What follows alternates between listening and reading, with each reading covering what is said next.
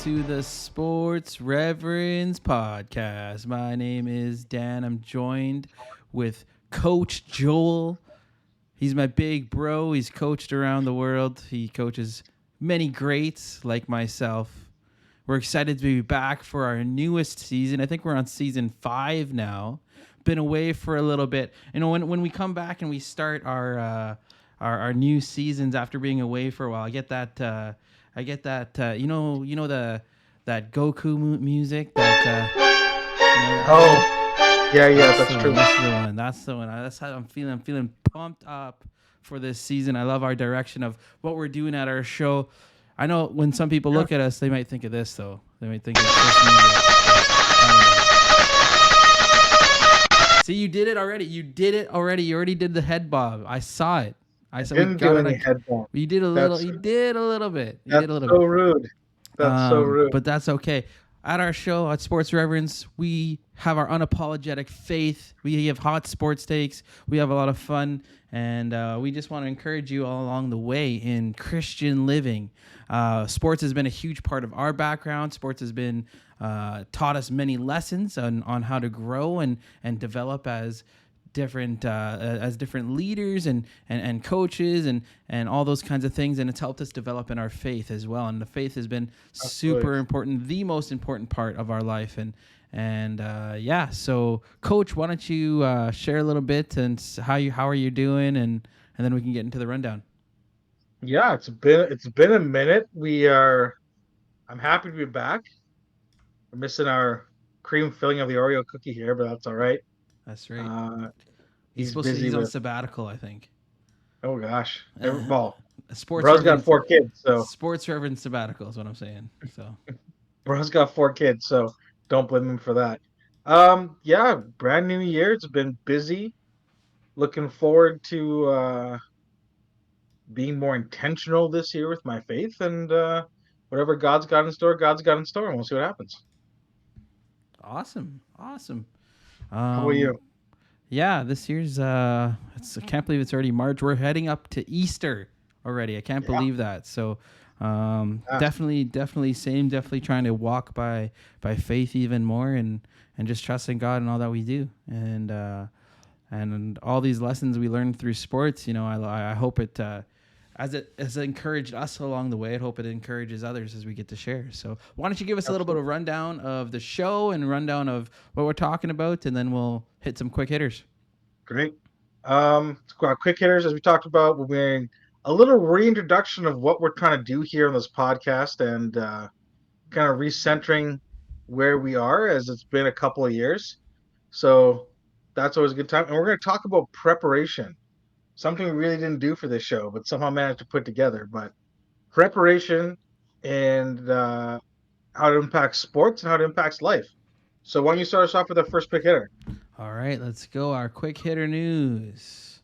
Chicago Bears Jalen Johnson has agreed to a 4-year, $76 million deal with $54 million guaranteed. That is a lot of cheddar. Though he's stuck in Chicago. 2027 All-Star Game, NBA All-Star Game is headed to Phoenix. Will this team even be around by then? Who knows? Do we care about the All-Star Game? I don't know. We had a lot of chat about how to fix the All-Star Game, but we never shared it with anybody. Number 3, 2024 MLB season starts in Korea with Dodgers versus Padres from March 2021. That's very cool. Yeah, those will be some fun days, and I'm sure the ratings will be through the roof. They don't know about the time zones, though. This applies to your Cowboys, so it makes things a little easier for them. The salary cap in the NFL has jumped by $30.6 million to $255.4 million this year. We'll give that bump probably a half thank you to Taylor Swift and the Swifties, because they brought all that TV money. Russell Wilson, will be released on March 13th and will count for $85 million in dead cap space. They also released someone else, one of the safeties, Pro Bowl safeties in Denver as well. So that's pretty big. Before we go any further, let's handle some business. Wanted to share about Urban Hope. Urban Hope is the mentorship program that I get to run in downtown Toronto. It's a mentorship program where it's kids helping kids. We are in a marginalized neighborhood in downtown called the St. Lawrence. And basically, we have programs that allow kids to have a safe place to come and hang out, to study, do their homework. We have programs for youth and kids that happen throughout the week. And we also have our summer camps that are available for of the whole neighborhood, and they're affordable summer camps. We only charge $10 per child for the whole week. That's comparable to the city camps that charge $200 per child per week. We want every kid to be able to come to camp, and that's why we want to make it affordable, and we try our best to provide the best possible stuff as well. On top of the teaching the mentorship skills, we also want to teach about the faith and teach about how God is the most important part of our lives, and if they want to make that choice, we want to give them that opportunity to do so and walk them through those steps as well, and help guide them that way.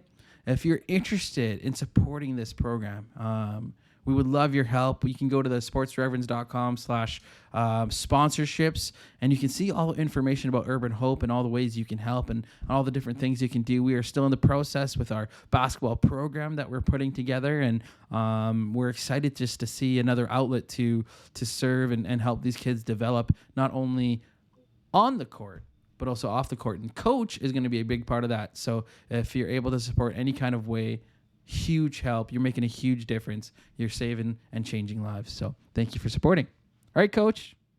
Awesome. Well, I've been around for almost 5 years now, maybe a little longer on the timeline, but season 5 here, and I've been able to jump in with you guys for a couple of years now, and it's been a lot of fun. But why don't you tell us, Daniel, a little more about what, as we kind of talk about preparation and recentering and refocusing, what are we about here? What's the whole point of this podcast? It has evolved a little bit over time, but I think the main tenets have been the same. So why don't you fill us in? Yeah, I guess when me and Drew started this was 2019, I guess, and we were just passionate about sports. We wanted an outlet to share our sports thoughts, and we wanted to have a lot of fun with it. And both of us are reverends, and we really didn't have that kind of idea added into it. We were calling ourselves the sports reverends, but we never really talked about the faith side of things. As our conversations developed, it was just natural for us to bring our faith side of things into it, as there's so much relation in sports and faith, and so much relation in all that we do, because it's part of everything that we do. It's the most important part of our lives, right? So as we've decided to continue forward, we're like, hey, this is such we started getting more audience, started getting more people listening, and we're like, hey, this is a great platform to reach people that may not be ready to go to church yet, or maybe they've been away from church for a while, or maybe this is just a great people for people that are Christians that want to listen to some sports news, but also have the faith side along with it as well. And with that being said, it's just developed that way, and we've had chances to share on all different kinds of topics and kind of mirror it with scripture and how it works in our world today, with all the political stuff going on, the sports and politics that has been mashed together, and we wanted to bring a side that shared basically the love of Christ through it all, and that's what the gospel is all about, and that's what we've been doing for the last few years now, and we've had great feedback, we've had great growth in our viewership and requests for more and more stuff when we take breaks. And we're going to keep our best way to roll going forward. Even if Drew's on sabbatical, a sports rev sabbatical, we'll get him back eventually. But I think we can hold it down for now. Yeah, we can. Yeah, I think that's really a great succinct way of saying what we want to do, and it's it's been a pleasure and an honor to do this with you guys. So looking forward to, we may not have money rolling in, but God doesn't need that to make things work. Um, so we're talking about preparedness. We're good to jump to that. And viewers, OG viewers like Colin Beauchamp, to our new ones, I want you guys to close your eyes, sit back, picture 5'9.5" Joel, a little bit of a Buddha belly going on, grade 9, it's 2001, and you're hitting the fresh linen Christian basketball court, and you have been running and sweating, and now it's time to learn the inbounds play. The inbounds play. One that's been talked about for years and years and years, and should be, I don't know if it still is, but should be a Linden Christian staple because this thing is money. Screen the screener. Daniel dropped it in his message the other week. And for those of you who go to Linden, who've been coached by either one of us, you guys know screen the screener. And it's really about a play about misdirection, right? There's a couple moving pieces. There's three moving pieces, really. First, when you slap the ball, you sit up in a box, for those of you who don't know. You sit up in a box, slap the ball. The guy closest to the ball goes to the upward ball screen. And this is what gets most people. There's a guy who cut down hard, and he's open. And everybody thinks that's the first thing. Wrong. What happens actually is a second guy across the screen, across the key, sets a diagonal up screen on the guy who's defending him so that the original screener can come in unannounced, no problems had, easy money layup. And you would think that a bunch of grade 9 and 10 boys could figure this out, or about, I would say about average intelligence, could figure this out within a couple of tries, max 10. However, this play is intricate and has a lot of moving pieces. And if one guy doesn't do his job, it blows apart. And so we would practice this play for at least half an hour every day preseason until we got it. And now if you and then I learned it the hard way. Daniel has learned it the hard way. All the guys I've coached have learned it the hard way. And I can guarantee you that with all the preparedness we've done on this play, there's guys who haven't played basketball at Linden in forever. We'll call screen the screener and you'll know exactly what to do and it'll be automatic. It's just like riding a bicycle. And this level of preparedness is important because when you're in a game and you're down 2, you need a bucket, you call this, and when it runs smoothly and it runs perfectly, it's the easiest 2 points you'll ever get. And how that ties into how you live your life, both on a financial basis, from a spiritual basis, from a routine basis, that level of preparedness sets you up for success. And so I want you guys to just think about that. A bunch of these 5'8", 5'6" kids, the one brown dude running this play, and it's just poetry in motion. And that doesn't happen at the end of the season without a full year of Nick Jansen, Dalrymple, and Bruce Bartell. Bruce Bartell. I was gonna say Bruce Martin. Bruce Bartell driving that into you. Bruce and Rempel started us off, in grade 7 and 8. We couldn't even get that done. Grade 9 is when we really started to learn because Jansen's like, no, we're running this. And Get it right. Get it right. Get it right. So do you think of any other examples of preparedness that have gone right, that have gone wrong? Anything like that? I'll bring it to the professional level because I think preparedness for the high school level for us was 90% of the things that we did. I think our starting 5 could get it fast, but it was getting the rest of the bench to figure it out and if they're subbed in. So I would say at the professional level, there's been a few standouts like that. You look at we'll start in the NFL. They've cut down practice time, all this stuff for player safety, and we've probably seen the lowest level of offensive output.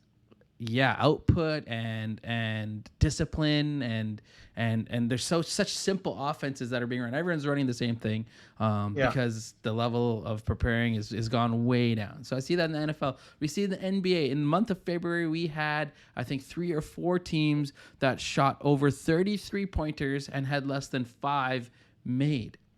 It That's just doesn't embarrassing. make sense to me. And most recently, I saw the Golden State Warriors. Steph Curry suffered his worst loss against the Boston Celtics, and then actually followed by a 35 point win over the Bucks, which was the second biggest. What do you call that? Um, Margin of victory. Margin of victory in history, which is pretty cool. But the 50 point loss, 57 point loss, I believe it was, they decided to leave $300 million worth Jaylen Brown open. That was their game plan. They were going to cover everyone else. Porzingis wasn't playing, but let's leave Jaylen Brown open. And Jaylen Brown torched him for 20 points in the first quarter, and the game got away from them real fast. So you see it a lot in sports today. You see it in even the students that we get to coach and play with. They have all the talent, all the athleticism. They're athletic more than ever before, but they have such struggles with their fundamentals and knowledge and basketball IQ. Yeah. And you see the difference with Europeans and the Americans. And I saw a great stat where Europeans, they practice 5 times a week, they play once. North Americans, we play 5 times a week and only practice once. And you see the massive difference, right? Everybody wants to be Steph Curry, Yeah. but Steph Curry didn't get to be Steph Curry without thousands of hours, feet set, elbows in, eyes on target, follow through. And he would practice beef all the time. I guarantee you that. His dad was a sharpshooter in the NBA, and he put time in. And you're absolutely right. Another example is like Luka Doncic.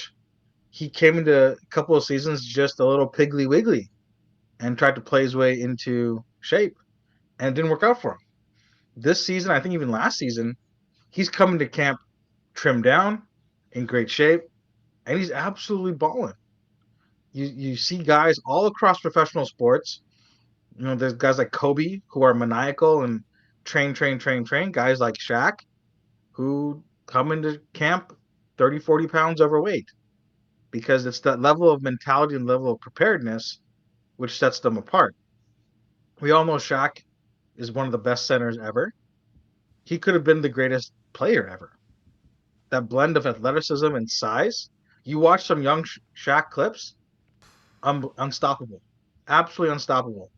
But his level of preparedness and his commitment to being the best NBA player just wasn't there, right? And you look at that today, and you hit the nail on the head.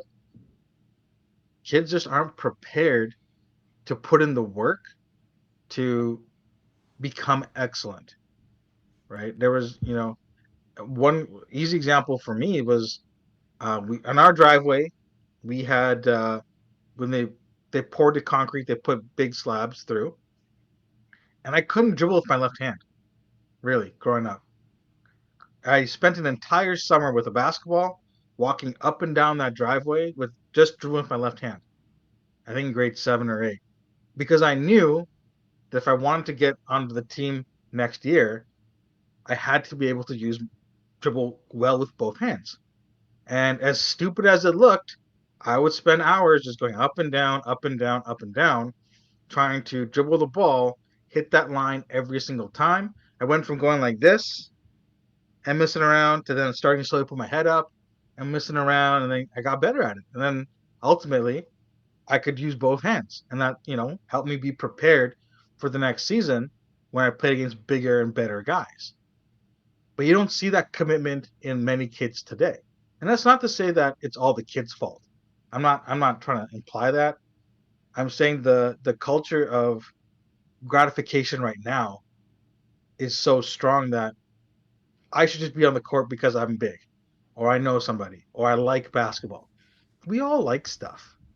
Doesn't mean we're automatically going to be good at it, right? I like video games. I've been playing Call of Duty with Daniel for years, and I'm still so bad Yeah. because I Yeah. don't put as much time into it as I could.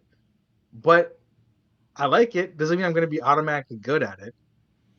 So when I get toasted by these little 13-year-olds who've been playing for hours and hours and hours on end, I can't really get mad because I'm not prepared enough. I don't know the maps. I don't know the loadouts. I barely know the buttons, it feels like. But having that level of preparedness, like I said, sets you up for success. I remember you always used to yell at me, "Stop looking down while dribbling." You gotta, the ball's there. I feel like that's Yeah, how you play Call of Duty. You're looking at your controller, trying to figure out what you're trying to do, and then you get man, that's shot. cool. Yeah, That's sorry. really cool. It's been a lot of hours you've played over the time. All right, the game's been the same basically since I was a young teen. Okay. Yeah, but it could be here. The same guys who are here keep going bigger Oh, okay. and I putting don't more know. hours in. I All don't right, know. so like, I don't. That's what am I gonna do? what I'll say How is does? Yeah, go go ahead. Go ahead. ahead. Okay, what I'll say is this: is that I think I dropped this on a Sunday last couple weeks too. Is that it's 0.02% of kids trying to make it to the NFL will make it 0.02. I think it's even less for the NBA. And Absolutely. so I guess when you talk about preparedness, and we're not saying don't go for your goals. Yes, you put in the work, you do what you have to do. But when we talk about your faith, for example, Hmm. the same kind of work has to be put in. It's not like like you said, you just pop on and you're there. You've made it. It's a constant working thing, and Yeah. so I'll put it on parents first, right? Parents and guardians. If you are willing to put your kid into sports and the performance arts, and that takes a precedent over your Sunday service and stuff like that. It's going to show to your kids what's important, right? And I was encouraging parents and families on Sunday that you know this foundation that you build into your children, it's so important. It's got to be the most important thing. You got to show them that. And I shared the example of how my parents, they actually let you go play. I remember using that as an excuse. It was you were playing soccer. I think it was some soccer game on a Sunday, and I was like, you let Joel go play soccer on a Sunday. Now you're saying you're encouraging me not to play on a Sunday. And I remember being so furious. I remember punching a hole in the wall. It was about elbow high, and I tried to cover it up with a poster that's like kind of like one of the ones over here, that size over there. And obviously it looked out of space, and they knew I punched a wall, and I remember cursing into my pillow, and I was like, this is so unfair. But I knew that going, like, looking back at it now, it's like that was so huge for me, because I understood that my faith needs to be the most important thing in my life, not my dreams to become superstar or make it to the league. So yeah, what do you have to Yeah, say? and I think like to add to that, you as a child, and we're not picking on kids right now. We're picking on the conception that you I'm picking can't on you can just parents actually, but yeah, we're picking on parents. And I remember coaching a team, and I Coach Carter and I have like so many parallels in how we view basketball and like life and things like that. And I remember talking to parents and saying, "Hey, I was being very open. I was kind of dumb.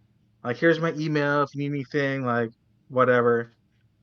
I remember this woman, this mom, who loved her kid very much, would write me paragraphs and paragraphs and paragraphs on why her kid should be playing, what I was doing wrong, blah blah blah, and it it really infuriated me because I was very clear in the very first beginning of the season. Number one, you gotta show up to practice.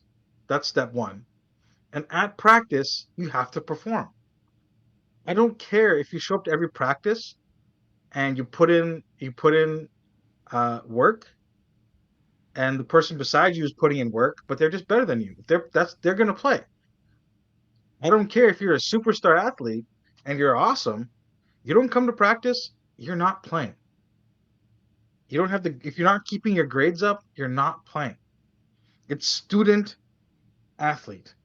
You gotta be a student first because like all the stats say, making it to a professional league, especially like basketball and football.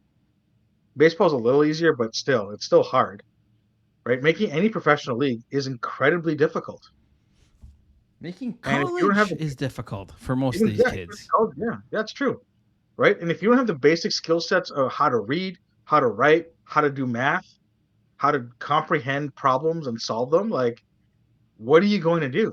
No one's going to hire you as a high school graduate these days. Even McDonald's needs you to know how to use the machine to type and add things up. And we forget that it takes preparedness to get to where you want to go. And I know I'm not going to, I knew I was not going to the NBA after high school. I'm pretty sure I knew in like my heart of hearts in grade 9 that unless I grow 12 inches, I'm not going anywhere. So I spent time preparing myself to be the best basketball player I could be, but I also spent time preparing myself to be a better student, right? So that I can go out into the, get a university degree, go into the marketplace, get a good job, and have stuff instead of sleeping in my parents' basement doing nothing. And I think that you tie into your story about being prepared for your spiritual side of things. You know, we take it, especially here in North America, we take these things for granted. Like I can go to church and not worry about being hauled off to jail, right? I can say I'm a Christian uh, and not fully live it, and people are going to be okay with it. I can forget to read my Bible or take time to pray. I can make all sorts of excuses, and at the end of the day, I'm still going to be okay, really, right? I may just be on the fence on things, but I'll be just enough right of center to feel justified in what I'm doing. But that's not going to prepare you for when trials and tribulations come your way, right? Bad things happen to good people. That's the saying. But God also puts you through things, right? Just like how, there's that old song, Refiner's Fire, right? To get to the gold, you got to go through all sorts of heating and problems, and um, to get to that what's it called? That beautiful mineral. God will put you through things, and just we hear about trials, we hear about tribulations, and the whole point of going through those things and being allowed to go through those things is to grow. And so, being intentional this year, I want to read my Bible and pray every day, and that seems very simple, but taking that time to be intentional and to spend time with God is important because it's preparing me for whatever's coming next, right? Taking that time, putting in that effort. And I'll be honest, I haven't hit every single day. I've missed a few for sure, but it's being intentional and saying, okay, I'm going to do this. I'm going to exercise my faith, just like I would exercise my muscles and skills, whatever. Exercise my faith for looking towards a desired outcome. And I think that's really what's missing when we talk about sports and relationship and all sorts of stuff in life today. I think a great correlation to that with sports and faith is the word you said is effort, right? Mm-hmm. I would also say faithful, right? So with sports, Mm-hmm. you at least put the effort in. With faith, it's not about your ability, right? It's not about how strong, fast you are, how smart, wise you are, how good looking you are. It's about being faithful. Mm-hmm. If you put the effort into saying I'm going to be doing my best to pursue God in all areas of my life, you know, it's not about how strong or smart you are. It's about being faithful. I have a verse here that kind of sticks out as Philippians 4:6-7. It says this: "Do not be anxious about anything, but in every situation by prayer and petition with thanksgiving present your request to God, and the peace of God which transcends all understanding will guard your hearts and your minds in Christ Jesus." And basically, this is what's being said here is that you know it's God's strength and God's will, and even his faith will empower you. Our Mm-hmm. strength is weak. Our will is weak. You look at the most willed people out there that we know. Look at Michael Jordan and his way to strive to be the greatest ever, and LeBron James. All those people have such great will. But our Yeah. will, in comparison, is still weak. The human side of us, the human nature to us, is wrong, is sinful, right? And God's the one that is saying he will help us get to where he wants to take us, where he has this amazing plan for us. And through it all, as if the more we are faithful, the more we trust in him, which is a really easy thing to say, hard thing to do. The more you Yeah. trust in him, still you're going to see that absolute change. I've even seen it in you over this last few even months, where you've taken that time to say, "Hey, I want to put my faith in God in more and more." And you, I think you'll attest to this too, that you've seen the growth in yourself, even when things seem Hmm. difficult and things aren't perfect and things aren't the way that we may want them right away. But God still has a plan. We trust in His plan, and we continue to see some great things that have come, and we continue to see great blessings upon us, and that's what we're called to do. Is that it's about living for Him, and instead of living for us. That's the desire of our heart now. Yeah, sorry, I got all preachy. And it's very counterculture, Big denying time. yourself, Big time. right? It's very counterculture, but that's okay. And that's what we want, and it's great, and it's supported by the Bible. And You see the my encouragement to counterculture. everyone who's listening or watching, Go ahead. Go ahead. Sorry. sorry, I was just gonna say you my see the encouragement is, yeah, you go ahead. see you see the counterculture in the top athletes, as well as other guys want to Hmm. go and out on the weekend, and other guys want to do this and that. You see the ones that are dedicated. They're putting in the work, right? They're putting in when no one else is looking. They are working hard, and that's a great comparison you can have with the Christian faith. That's how God wants us to live. Even when no one else is looking, we are still standing firm in Him. Sorry, continue your thought. No, that's where I was heading. Is it's not about who can see, right? It's about what you're doing for God. Because God, let's be honest, God doesn't really need us. Definitely not. He created everything. He doesn't need us. And in my own head, I always put God into a box, right? And oh, God must work this way. No, God doesn't care about the rules of the world. He can do whatever he wants, but he's asking us to be faithful. And just like how Jesus talks about the Pharisees, it's not about us being faithful in a way that we want the world to see, like, hey, hello, I'm reading my Bible, everybody. No, it's about doing it in your intention has to be right. And if you are intentionally preparing yourself on the sports field, in your job, in your schooling, with your faith, you're setting yourself up for success. And that's going to be success isn't just everything going right. Success is being able to handle things that are difficult and challenging and are going to stretch you, but living the way you want to do it, handling the way you want to do it, and ultimately growing from that. It's good. That's really good. Can I ask you one NBA specific question? Sure. Um, Out of the teams that I name, you tell me if you think they're prepared, they're true contenders or not. I just got a Okay. few because I got questions about some. In the Yeah. West, what do you think of OKC? Number 2 or number 1 right now in the West? Are they prepared for the finals? Yes. No. OKC, so is it no? What about the That's a Minnesota no. Timberwolves? Definitely not. They're number 1 currently in the Western Conference. Okay. Playoffs are a different beast, baby. The LA Clippers. Yes. Okay. New Orleans Pelicans. Ooh. If you'd asked me 3 or 4 days ago, I would have said no. But after watching the beatdown that they gave the Raptors and um, seeing their style, I'm gonna say yes. I'll agree with you, and I'll say yes. Wow. Well, I'm Yeah. not. I didn't say anything. I haven't said anything. Sure. This Sure. is you. This is good. Hmm. Okay, so Milwaukee Bucks. Yes. Okay, they've definitely turned it around. What about the Cleveland Cavaliers? Oh. This is assuming all health as well. Yeah. Yeah. I think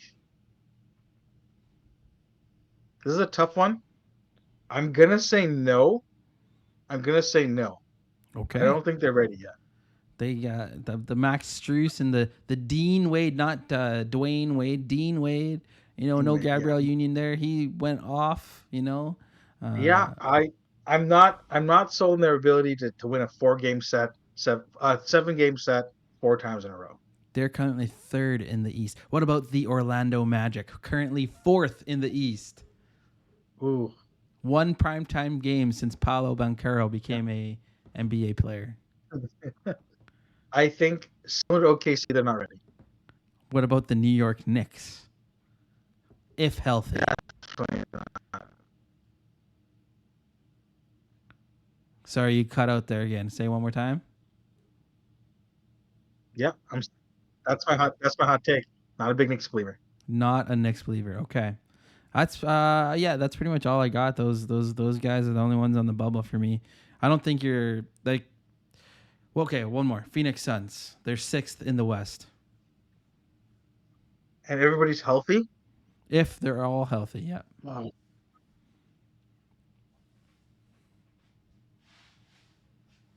Yes. Yeah, I I, think I agree I with you on think the so. Suns because I saw them Yeah. take the Nuggets to the overtime Yeah. and went Durant on them. So that was pretty cool Yeah. to see. I think they're real for sure. Yeah, I don't think there's any other teams that I really truly like. Do you believe? I do have a high hope for the Mavericks, but I don't think they're gonna get past the. I think they win a round. That's it. Yeah. I don't think they can play enough defense. Yeah, that's it. Now, you give me your take on Orlando and Cleveland and OKC and the T Wolves. Cleveland, I think if obviously there has to be some luck in there. I think they could make the Eastern Conference Final. I believe in them. I think they were a tad bit short um, with their 3-point shooting last year, but the additions of Struess and Yang and even Dean Wade now has come out. Like they're pretty good. They're pretty good. I would say they could You got make to the give a East. shout out to our cousin because he's a big Cavs fan now. Yeah, there we go. That's our boy. Yeah, I could see them making the Eastern Conference Final. The Wow. Magic, Okay. no, definitely not sold on. Yeah. They might get through the first round, especially if they get the broken Knicks. But Yeah. if they got the Yeah. healthy Knicks in the first round, they're not beating them. No. But I'm also with you on that. I'm not sold on the Knicks as well. And the other teams, OKC, Minnesota, all definitely not contenders. I could see them losing to the Lakers or the Warriors if they made it to the 7th or 8th spot. Even Sacramento, they could maybe beat Sacramento, but I would take Dallas over them as well. Those three teams, Lakers, Warriors, Dallas, I'm taking over Yep. those two, and Hard to count out LeBron James. Let's be honest. big time. And I believe in the Thunder more than the Wolves, but I just don't think they have a secondary guy yet. They need one. They need one to pair with Shea, They got, they Kid got Canada. 30,000 draft picks to do it. Yeah, they gotta make something happen. But that's all. That's what I got, man. That's what I got. Okay. The Raptors are in trouble. We're gonna end up with that 6th pick. So it's great. 5 years. We're 5 years away from being relevant. So Hey, preparing. They're preparing. 5 years of Preparing for preparation. another run. It's Maybe like, Scotty makes a big leap. I don't know. even if he But does, but they're closer than the Leafs to winning a cup. So ooh, I don't know about that. Don't know about that. first round flameouts. Calling it here, right here, right now. They beat. We're not even going to be in the conversation, so we're not closer. We're not closer. Hey. Coach, wrap us up for the day. Let them know what we're when we're if we're doing one next week too. Yeah, we're gonna get ready midweek next week for a release. Probably Wednesday, Thursday release at the latest. I hope. Should be good. But yeah, I would say great to be back. Easter's coming up, which is a perfect time to invite somebody to church. And if you yourself have been wondering, what do I do? Just get up and go. Take a shower, head on down, sit in the back row. Somebody will come and find and talk to you. I guarantee you. And it could change the trajectory of what you're doing. So make sure you like, subscribe on all the major platforms, share it out, get ready for an awesome season 5. It's going to be great. We're looking forward to what God's going to do in our lives and more importantly in your lives as well. That's what I got. All right, that's good for me. Peace out. Thanks for viewing.